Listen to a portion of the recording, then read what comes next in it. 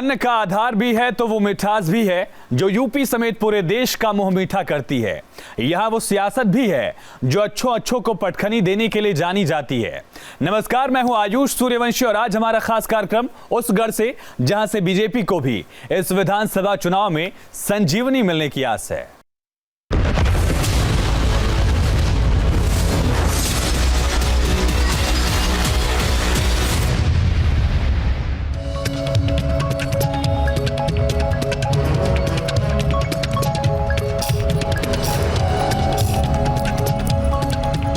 किसान जब इनका पसीना बहता है तो धरती सोना उगलती है, देश का पेट भरता है, जिंदगी को आधार मिलता है।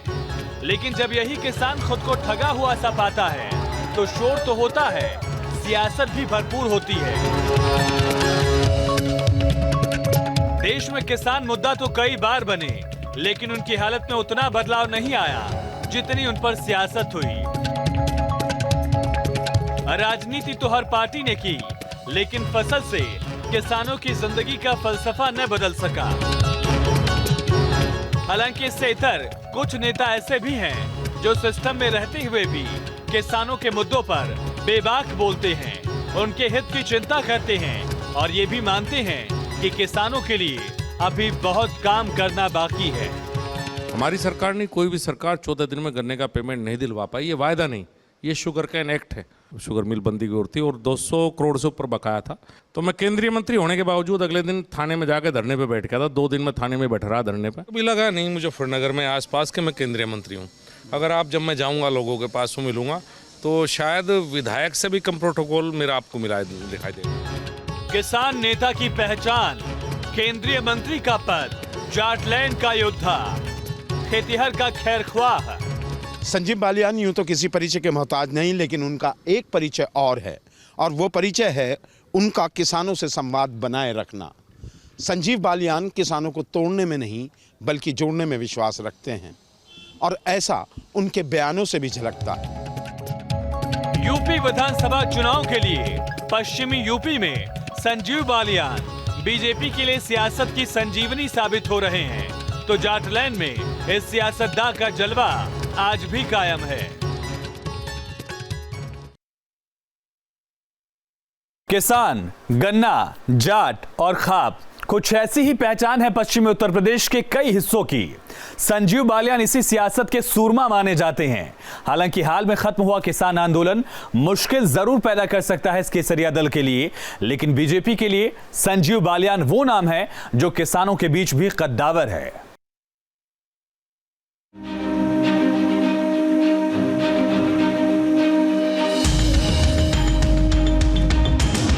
किसान, जमीन, फसल, अन्न, पसीना, पानी और जड़ जिसकी पहचान है। मैं यूपी का वो हिस्सा हूँ, सूबे समेत पूरे देश में मिठास भरने का काम मैंने किया है। मैं मुजफ्फरनगर हूँ, तो मैं उस सियासत का केंद्र भी हूँ जो लखनऊ तक का रास्ता भी तय करवाती है।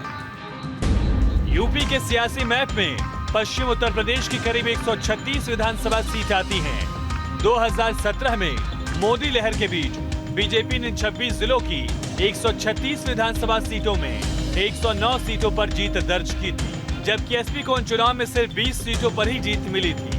बीजेपी एक बार फिर पश्चिमी यूपी में करिश्मे की कोशिश में जुटी है, तो हाल में खत्म हुआ किसान आंदोलन उसके लिए मुश्किल जरूर पैदा कर रहा है।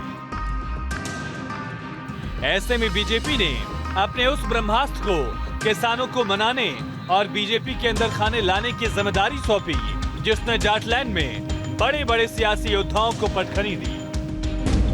नाम संजीव बालियान, पहचान मुजफ्फरनगर सांसद और केंद्रीय मंत्री, खासियत किसानों और जाट वोटर्स में अच्छी पहल। 2022 के विधानसभा चुनाव में बीजेपी को संजीव बालियान से बहुत आस है। आस उन वोटर्स को वापस बीजेपी से जोड़ने की जो पीछे बीजेपी से हटते हुए नजर आए। संजीव बालियान ने उस दिशा में कदम भी बढ़ा दिए हैं। वैसे संजीव बालियान अपने इलाके में यानी कि पश्चिमी उत्तर प्रदेश में एक बड़े नेता माने जाते हैं और 2022 के विधानसभा चुनाव में उनकी भूमिका अहम रहने वाली है, ये किसी से छुपाकर नहीं। किसानों के लिए हमेशा मुखर रहने वाले संजीव बालियान यूपी विधानसभा चुनाव के लिए इस बार एक अलग ही मिशन पर हैं और किसान नेता राकेश टिकैत के बड़े भाई नरेश टिकैत से उनकी मुलाकात इसी ओर इशारा भी कर रही है। बता दें, संजीव बालियान और नरेश टिकैत एक ही खाप से हैं और टिकैत बालियान खाप के ही चौधरी हैं। यही नहीं, दोनों मुजफ्फरनगर से ही हैं। दोनों नेताओं की पश्चिमी उत्तर प्रदेश के जाट समुदाय में अच्छी खासी पकड़ है। पश्चिमी यूपी में सीटों का गणित किसानों पर निर्भर है और बीजेपी की ओर से संजीव बालियान इस गणित को दुरुस्त करने की हर संभव कोशिश में जुटे हैं। समाजवादी पार्टी और राष्ट्रीय लोकदल का गठबंधन हुआ है। उस गठबंधन के सामने आपके ऊपर ये जिम्मेदारी दी गई है कि जो नाराज किसान हैं, आप उन तक अपनी नीतियां लेके जाएं और उन्हें वापस लाएं। इसी कड़ी में आप नरेश बालियान से भी मिले थे, भाजपा के राष्ट्रीय अध्यक्ष हैं। देखिए, नाराजगी तो वाकई जब भी समाप्त हो गई थी जब प्रधानमंत्री ने तीनों कृषि कानून वापस लिए। और मैं तो चौधरी नरेश टिकैत, जो मेरे खाप के चौधरी हैं, परिवार के मुखिया हैं, पहले भी मिला हूँ। कल मैं गठवाड़ा खाप के चौधरी राजेंद्र सिंह से मिला था। हमारे यहाँ परंपराएं हैं, जब कोई चुनाव आता है, कोई काम होता है, तो सबसे पहले हम अपने खाप चौधरियों के पास जाते हैं। तो नाराजगी तो दूर हो चुकी है और जो गठबंधन है वो गठबंधन नेताओं का गठबंधन है। जमीन पर वो गठबंधन टूट चुका है। यूपी के पश्चिमी और तराई इलाकों में किसान वोटर्स का खासा असर है। करीब 73 सीटों पर किसान वोटर्स जीत और हार तय करते हैं। 2017 के चुनाव में बीजेपी को इन इलाकों में 50% वोट हासिल हुआ था। ऐसे में ये वोटर्स बीजेपी से छिटके नहीं, इसका दारोमदार संजीव बालियान को दिया गया, जो लगातार किसानों को साधने की कोशिश में जुटे हुए हैं। चुनाव का जो प्रथम द्वितीय चरण है, उसकी सारी कमान संजीव बालियान के कंधों पर है और उसकी वजह एक है, किसान आंदोलन। राकेश टिकैत मुजफ्फरनगर के ही हैं और राष्ट्रीय लोकदल और समाजवादी पार्टी का गठबंधन है। ऐसे में स्टार प्रचारक संजीव बालियान के कंधों पर यह भार सौंपा गया है कि वो 2017 की तरह किसानों को वापस बीजेपी के पाले में लाए। सर, चुनौती बड़ी है आपके कंधे। देखिए, हर चुनाव बड़ी चुनौती होता है। चुनाव 2017 का भी बहुत बड़ी चुनौती था, 2019 का भी चुनौती था और चुनाव को हमेशा चुनौती के रूप में लेना चाहिए। ऐसे नहीं लेना चाहिए कि भाई नहीं, आराम से हो जाएंगे।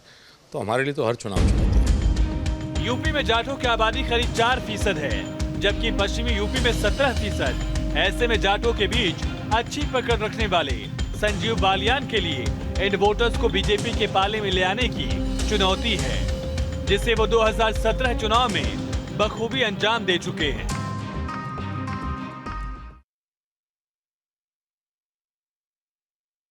चंद सालों में संजीव बालियान ने उस सियासी सफर का रास्ता तय किया जहां किसी भी नेता को पहुंचने में कई साल लग जाएं। चंद सालों में बालियान ने न सिर्फ किसानों को साधा, वो जाटलैंड के महायोद्धा भी कहलाने लगे। और इतना ही नहीं, संजीव बालियान ने बीजेपी के लिए वो करिश्मा भी वेस्ट यूपी में किया जो सियासतदानों के बीच नजीर बन चुका है।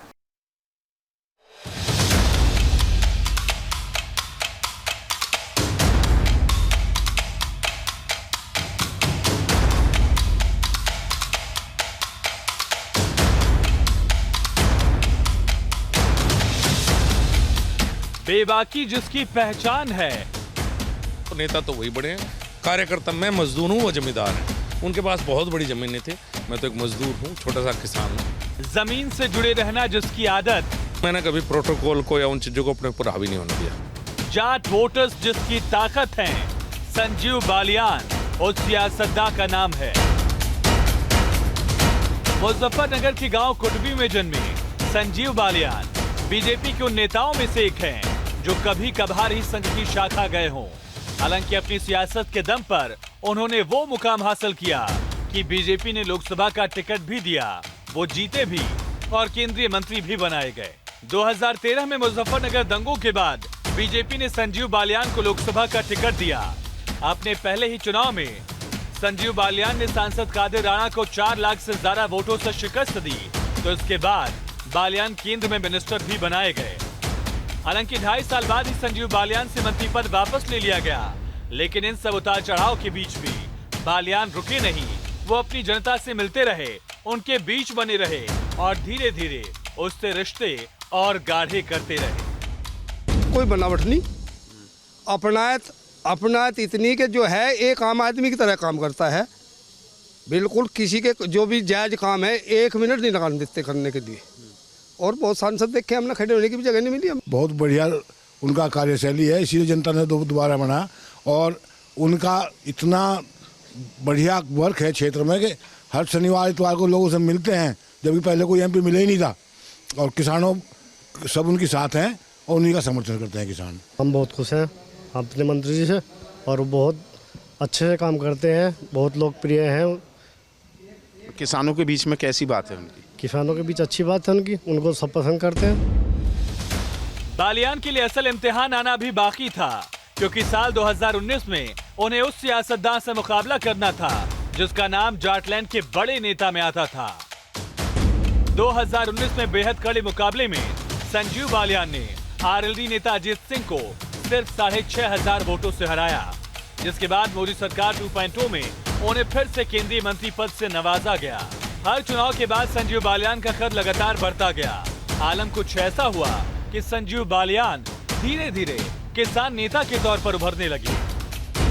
हमने भी हमेशा चौचरण सिंह का नाम लेकर राजनीति की शुरुआत की, और उनकी जो पैतृक जो भी रहा होगा उसके उत्तराधिकारी हो सकते हैं जयंत जी, लेकिन अगर उनकी राजनीतिक विचारधारा कहें तो उसमें हम लोग भी आते हैं, हम भी अपना हिस्सा मांगते हैं। हमारे पुरखे भी उनके साथ जुड़े रहे, तो उनकी राजनीतिक जो विरासत रही है या जो उनकी सोच रही है किसान के प्रति, उसमें हम लोग भी हिस्सेदारी। किसी पे व्यक्तिगत टिप्पणी कोई नहीं, वो अपना काम कर रहे हैं जयंत जी, हम अपना काम कर रहे हैं, लेकिन हम भी उस में हिस्सेदार हैं, मैं कहूँगा। संजीव बालियान किसानों की राजनीति के लिए जाने जाते हैं, तो सरकार में रहते हुए भी वो किसानों के लिए मुखर रहे। इतना ही नहीं, संजीव बालियान के सहारे ही बीजेपी पश्चिमी यूपी में एक बार फिर बड़ी जीत की कोशिश में है, और इसका आधार बनाने के लिए संजीव बालियान मजबूती से जुटे हैं।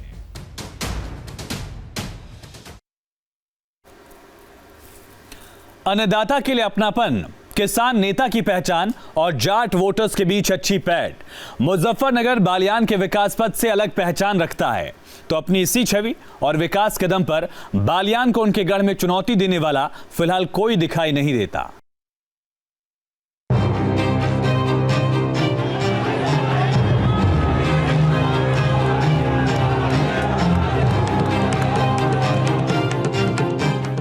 बालियान उन जाट नेताओं में शामिल हैं जिन पर बीजेपी विश्वास भी पूरा करती है, उन्हें मुफीद भी मानती है। ऐसा माना जाता है कि 2017 में संजीव बालियान की रणनीति पर चलते हुए पश्चिमी यूपी की कई सीटों पर टिकट दिए गए थे। इनका परिणाम प्रचंड जीत के तौर पर सामने आया था, और इसके पीछे संजीव बालियान की वो छवि भी थी जो पश्चिमी यूपी को लेकर संजीदा भी है और हर वक्त तत्पर भी। संजीव बालियान ने वेस्ट यूपी के लिए कई कार्य योजनाएं तैयार की, उन पर अमल भी किया। मेरठ करनाल राजमार्ग का चौड़ीकरण उन्हीं के प्रस्ताव पर संभव हो पाया। पानीपत खटीमा राष्ट्रीय राजमार्ग को केंद्र सरकार से मिली स्वीकृति के पीछे भी बालियान का सबसे बड़ा योगदान रहा। तो मुजफ्फरनगर में डबल रेल लाइन कराने में भी उनकी अहम भूमिका रही। विकास कार्यों को लेकर संजीव बालियान हमेशा से उत्साहित रहे। अपनी लोकसभा समेत पश्चिमी यूपी के मुद्दों को लेकर वो समय समय पर संसद में भी ये मुद्दे उठाते रहे। इसी में वेस्ट यूपी में हाईकोर्ट बेंच की मांग भी वो करते रहे हैं। हमारा हाईकोर्ट इलाहाबाद में पड़ता है माननीय अध्यक्ष महोदय। चर्चा का करीब 15 लाख मुकदमे इलाहाबाद हाईकोर्ट में पेंडिंग है, जिनमें से करीब 52% आप कह सकती है 7.5 लाख मुकदमे पश्चिम उत्तर प्रदेश से हैं। इलाहाबाद हाईकोर्ट की दूरी पश्चिम उत्तर प्रदेश से करीब 700-750 किलोमीटर पड़ती है। मैं आपको बताना चाहता हूं माननीय अध्यक्ष महोदय, मेरे जनपद मुजफ्फरनगर से पंजाब, हरियाणा, राजस्थान, मध्य प्रदेश के हाईकोर्ट नजदीक पड़ते हैं, और यहां तक की बात है कि मेरे जनपद से लाहौर हाईकोर्ट की दूरी भी 500 किलोमीटर है, लेकिन इलाहाबाद हाईकोर्ट की दूरी 700 किलोमीटर है। ये कोई आज की मांग नहीं है। सिंधावली ओवरब्रिज, जिसे हादसे का ब्रिज भी लोग कहने लगे थे, उसे भी संजीव बालियान ने ही पूरा कराया। ओवरब्रिज पूरा न होने के चलते 2 साल में 50 से भी ज्यादा लोगों की मौत हो चुकी थी। संजीव बालियान खुद केंद्रीय परिवहन मंत्री को हादसे के स्पॉट पर ले गए, जिसके बाद पुल का काम पूरा किया गया, तो खुद संजीव बालियान उस पूरे काम का निरीक्षण करते रहे। ये वही संधावली पुल है जहाँ करीब 55-56 लोगों की मौत इस पुल पर गिरने से हुई थी। करीब दिसंबर में इसका काम शुरू हुआ था। एक धार्मिक स्थल था इसके नीचे, जिसकी वजह से 12-13 साल ये पुल नहीं बन पाया और इतने लोग मारे गए इस पे पुल पे। दुर्भाग्यपूर्ण पड़ा, एक तरह से खूनी पुल कहा जाता था मुजफ्फरनगर। इसका दिसंबर में काम शुरू हुआ था, 3 महीने का समय था पूरा करने के लिए, लेकिन ये लेट हो गया। तो आज इसीलिए आया था कि भाई कितने दिन में शुरू हो सकता है, चूँकि आगे कावड़ आ रही है तो बहुत आवश्यक है कि पुल उससे पहले शुरू हो। केंद्रीय पशुपालन, डेयरी एवं मत्स्य पालन राज्य मंत्री संजीव बालियान ने ग्रामीण इलाकों के पालतू पशुओं में पनप रही बीमारियों से लड़ने के लिए पूरे देश में 2,980 मोबाइल पशु चिकित्सा क्लिनिक चलवाए। केंद्र सरकार ने इसके लिए 476 करोड़ रुपए प्रदेश सरकारों को दिए, तो यूपी को सबसे ज्यादा 526 मोबाइल वैन मिली। सियासत में बालियान का कोई तोड़ नहीं है। विकास कार्यों के जरिए बालियान ने अपना वो कद बनाया जिसने उन्हें अपनी पार्टी के लिए बेहद जरूरी बना दिया है। डॉक्टर से सियासी सूरमा बनने तक की कहानी। संजीव बालियान जब अपने गढ़ में मौजूद रहे, उनके दरवाजे हर खास हराम के लिए खुले रहे। खुद मुजफ्फरनगर की जनता भी मानती है कि सांसद तो कई देखे, लेकिन संजीव बालियान जैसा कोई नहीं है।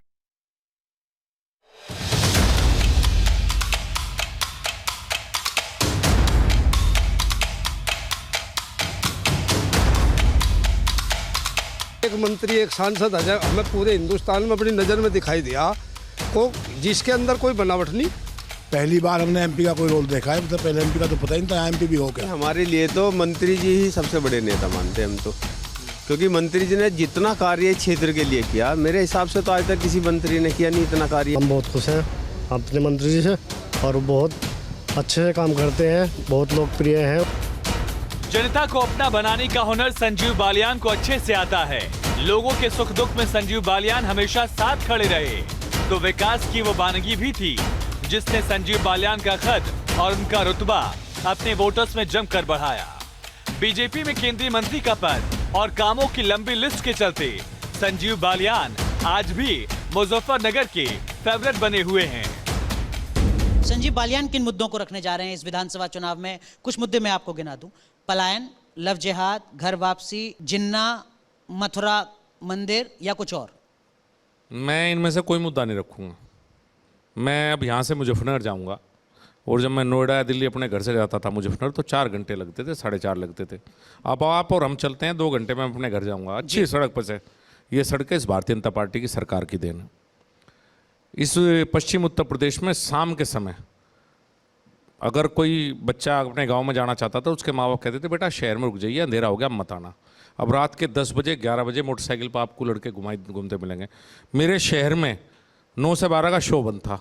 अब आप 9 से 12 के शो में चलिए, 12 बजे मेरी माताएं बहनें पिक्चर देख के आपको घर वापस आराम से घूमती हुई कुल्फी खाती हुई मिलेंगी। डॉक्टर से सियासत के सूरमा तक संजीव बालियान ने किसानों से खुद को अलग नहीं होने दिया। जाट लैंड में चुनौतियां तो हजारों आई, लेकिन हर चुनौती को पार कर संजीव बालियान आज भी अजेय बने हुए हैं। वहीं जनता के बीच उनकी ये छवि भी जरा भी धूमिल नहीं हुई। तो विधानसभा का है, केंद्रीय मंत्री हैं, आप सांसद हो गए हैं, तो आज क्या आपको ऐसा नहीं लगता है कि संजीव बालियान का जो कद, जो 10 साल में, 10 साल क्यों कहूँ 7 साल में जो आपको कद मिला है, एक बड़ी जिम्मेदारी आपके कंधों पे सरकार ने भी, अब भाजपा ने डाल दी? हाँ, भाजपा का हमेशा पार्टी का आशीर्वाद रहा। 2 चुनाव लड़ाए, दोनों बार मोदी जी ने मंत्री बनाया, और मुझे कभी लगा नहीं मुजफ्फरनगर में आसपास के मैं केंद्रीय मंत्री हूँ।